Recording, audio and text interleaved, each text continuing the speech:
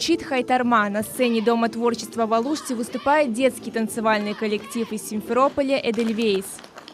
Сначала с садика пошло и понравилось на танцы ходить. Здесь проходит фестиваль крымско-татарской культуры «Карбикуль-Гулери». В нем участвуют 12 танцевальных коллективов и 60 вокалистов из разных регионов республики. Фестиваль крымско-татарской культуры проводят уже 3-й раз. С каждым годом количество участников увеличивается. В этом году их более 300.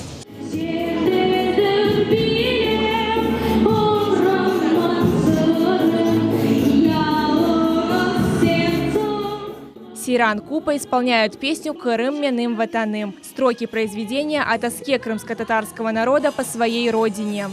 Эта песня необыкновенная, я могу ее хорошо еще лучше спеть.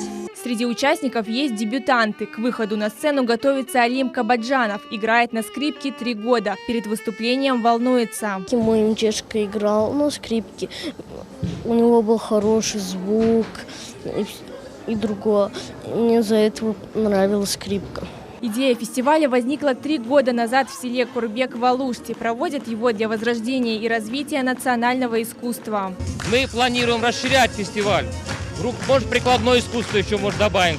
Это все покажет, жизнь покажет уже. Организаторы обещают сохранять культурное наследие и в будущем. Участников наградили дипломами, кубками и медалями. Диана Бекмамбетова, Рафаэль Вахидов, телеканал «Милет».